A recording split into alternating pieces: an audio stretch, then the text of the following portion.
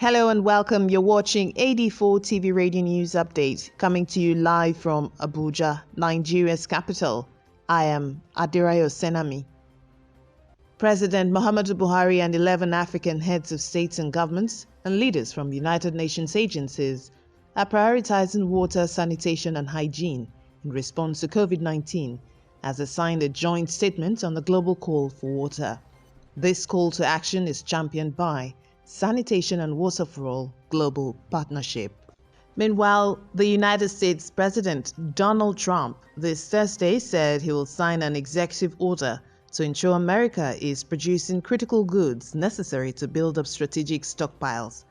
Under this order, the United States International Development Finance Corporation will provide financing to key industries producing vital goods and services to be better prepared for future pandemics. In the same vein, the European Union Council has reached an agreement to provide 100 billion euros worth of loans to member states to help workers, especially the worst hit economies. The scheme is expected to be adopted on the 19th of May by a written procedure.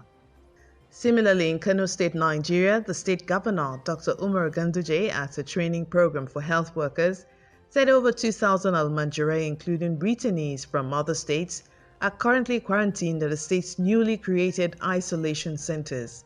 He added that each of them will be tested to determine their COVID-19 status. Meanwhile, the United States health officials this Thursday released some of their guidelines for schools, businesses, and other organizations to follow as states reopen amid the coronavirus lockdown. In a related development, the contact tracing application that can help with COVID-19 contact tracing through mobile phones is gaining support in Europe. One of its coordinators says 7 countries have formally signed up for this application.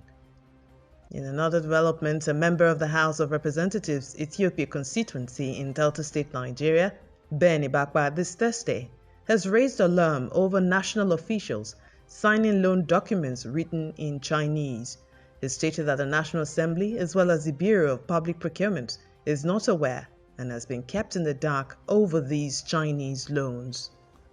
We'll take a short break now. When we return, tertiary institutions propose combining e-learning with classroom lectures post-COVID lockdown. And coming ahead, Police Command in Lagos, Nigeria rescues 24 girls. Stay with us, details coming shortly. One of the things I've changed in my life to guarantee the health of those around me is practicing social distancing. This means if I'm in the same area with other people, I'm learning how to keep my distance between them by at least 1 meter. If you're wondering what 1 meter is, it's actually 3 steps, or the length of a broomstick. I've also reduced my movements by staying at home and only going out when absolutely necessary. I'm making the most of the situation by remaining connected with my loved ones, staying in shape, and discovering a new hobby. Reducing my movements gives me a better chance of keeping others safe and for them to keep me safe. My name is Dakori Egusinakonde. Let's do our best to be safe for you, for others, and for your family. This message is brought to you by the United Nations in conjunction with the Federal Government of Nigeria, the Federal Ministry of Health, and the NCDC. Take responsibility. Stay safe. Welcome back. You're watching AD4 TV Radio News Update. The Vice-Chancellor of the University of Nigeria, Nsukka, Professor Charles Igwe, this Thursday said the University of Nigeria will adopt the use of classrooms and e-learning once schools are back in session. He noted that the mixed teaching method will help decongest classrooms and make it easy for students to adhere to the social distance safety rule. Meanwhile, the health ministry in Brazil says there are now more than 200,000 cases of coronavirus in the country and nearly 14,000 deaths. Brazil is Latin America's hardest hit country and is now the 6th most impacted country by the coronavirus pandemic, with 13,944 new cases and 844 deaths in 24 hours. In an unrelated matter, the Malawi Electoral Commission has asked the parliament to endorse June 23rd as new date for the country's rerun presidential polls. The commission had earlier set July 2nd for a new round of voting after the court overturned the results of 2019's election, which swore in President Peter Mutharika for a second term in office. Meanwhile, the Lagos State Police Command this Wednesday arrested 4 suspected human traffickers and rescued 24 girls whose ages range from 13 to 27 from their hideout in the abattoir area of Agege, Lagos, Nigeria.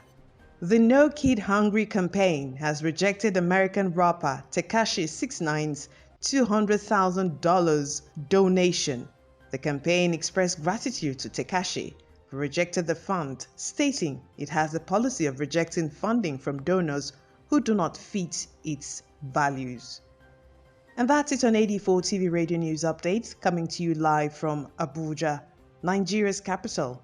You can join the conversation on our website at www.ad4tvradio.com.